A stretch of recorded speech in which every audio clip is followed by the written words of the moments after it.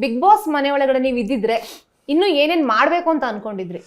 ಇಲ್ಲ, ನಂದು ಮೈಂಡ್ ಸೆಟ್ಟೇ ಬೇರೆ ಇತ್ತು. ಆದರೆ ನನಗೇನಂದರೆ ಸ್ಟಾರ್ಟಿಂಗಲ್ಲಿ ಬೆನ್ನೋವು ಸ್ಟಾರ್ಟ್ ಆಗುತ್ತೆ. ಯಾಕಂದರೆ ನಾನು ಹೀಲ್ಸ್ ಶೂ ಹಾಕ್ತೀನಲ್ಲ, ಅದರಿಂದ ನಾವು ಫ್ಲಾಟ್ ಇದ್ದಾಗ ನೋವೇ ಬರಲ್ಲ. ಹೀಲ್ಸ್ ಶೂ ಯಾಕೆ ಹಾಕೋದು ನೀವು? ನನಗೆ ಅದು ಒಂಥರ ಮ್ಯಾನ್ಲಿ ಥರ ಫೀಲ್ ಆಗುತ್ತೆ, ಹಿಂಗಾಗುತ್ತೆ ಅದು ಹಾಕ್ಕೊಂಡ್ರೆ. ಇಲ್ಲ ಅಂದರೆ ಅಂತ ಇರುತ್ತೆ ಅದಕ್ಕೆ.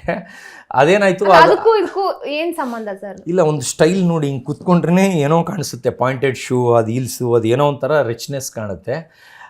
ಬೇರೆ ಶೂ ಚಪ್ಪಲ್ ಹಾಕ್ಕೊಂಡ್ರೆ ಆ ರಿಚ್ನೆಸ್ ಬರಲ್ಲ. ಒಂದು ಸ್ಟೈಲಾಗಿ ಹಿಂಗೆ ಕೂತ್ಕೊಂಡ್ರೆ ಏನೋ ಒಂದು ಫೋರ್ಸ್ ಕೊಟ್ಕೊಂಡು, ಈ ಥರ ಪಾಯಿಂಟೆಡ್ ಶೂ, ಬೂಟ್ಸು ಅದೇ ನನಗಿಷ್ಟ. ಮಾಮೂಲಿದು ಹಾಕ್ಕೊಂಡ್ರೆ ಆ ಗತ್ತು ಬರಲ್ಲ, ನನಗೆ ಗತ್ತು ಬರಲ್ಲ. ಅಂದರೆ ಒಂದು ಕೂರ ಸ್ಟೈಲ್ ಆಗಿರ್ಬೋದು, ಒಂದು ಫೇಸ್ ಎಕ್ಸ್ಪ್ರೆಷನ್ ಆಗ್ಬೋದು, ಈ ಶೂ ಹಾಕೊಂಡ್ರೆ ಬರೋದು. ಅದರಿಂದ ಇದರಲ್ಲಿ ಎಲ್ಲ ಕಲರ್ಸ್, ವೈಟು ಬ್ಲ್ಯಾಕು ಎಲ್ಲ ಇಟ್ಕೊಂಡಿದ್ದೀನಿ. ಅಂದರೆ ಡೇ ಒನ್ ನಾನು ಏನಿದ್ದೆ ಅದೇ ಥರ ನಾನು ಎಂಟರ್ಟೈನ್ಮೆಂಟ್ ಮಾಡಿಕೊಂಡು ಒಂದು ನೆಕ್ಸ್ಟ್ ಲೆವೆಲ್ಗೆ ಎಲ್ಲರನ್ನೂ ಜನ ಹೊಂದ್ಕೊಂಡು ಎಲ್ಲರದು ಮನಸ್ಸು ಗೆದ್ಕೊಂಡು ತುಂಬ ಚೆನ್ನಾಗಿರೋಣ ಅಂತ ಹೋದೆ.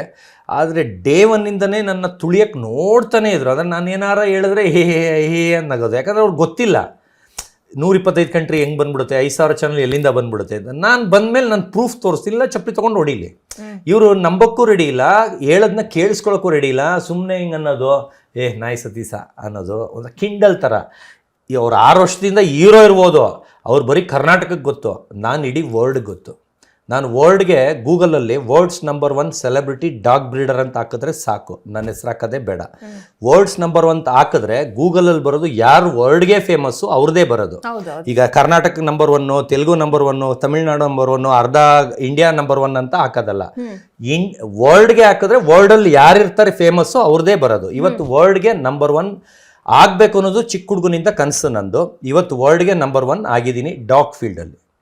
ಆಮೇಲೆ ಅದರಲ್ಲೇ ಸೂಪರ್ ಸ್ಟಾರ್ ಅಂತ ಅವಾರ್ಡ್ ಬಂದಿದೆ, ಸೆಲೆಬ್ರಿಟಿಗಳಿಗೆ ಸೆಲೆಬ್ರಿಟಿ ಅಂತ ಅವಾರ್ಡ್ ಬಂದಿದೆ.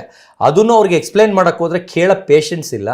ಅಂದರೆ ಒಂದು ಹೀರೋ, ಹೀರೋಯಿನ್ನು, ಸಿಂಗರ್ ಯಾರು ಬಂದರೂ ಎಷ್ಟು ಜನ ಸೇರ್ತಾರೆ, ಎಷ್ಟು ಮೀಡಿಯಾ ಬರುತ್ತೆ, ಅದಕ್ಕಿಂತ 10ರಷ್ಟು ಮೀಡಿಯಾ, 10ರಷ್ಟು ಜನ ಕ್ರೌಡ್ ಪುಲ್ ಮಾಡ್ತೀನಿ. ಅದರಿಂದ ಕ್ರೌಡ್ ಪುಲ್ಲರ್ ಅವಾರ್ಡ್ ಬಂದಿದೆ, ಮೀಡಿಯಾ ಪುಲ್ಲರ್ ಅವಾರ್ಡ್ ಬಂದಿದೆ. ಬೇರೆಯವ್ರು ಬಂದು ಪೇ ಮಾಡಿ ಮೀಡಿಯಾನ ಕರ್ಸ್ಕೋಬೇಕು ಅವ್ರಿಗೆ ಪ್ರಮೋಷನ್ ಬೇಕಂದರೆ. ನಾನು ಪೇನೇ ಮಾಡಲ್ಲ, ಬರೀ ಒಂದು ಪೋಸ್ಟ್ ಬಿಟ್ಟರೆ ಸಾಕು, ವರ್ಲ್ಡಿಂದೆಲ್ಲ ಹುಡ್ಕೊ ಬಂದು ಇಂಟರ್ವ್ಯೂ ಮಾಡ್ಕೊಂಡು ಹೋಗ್ತಾರೆ.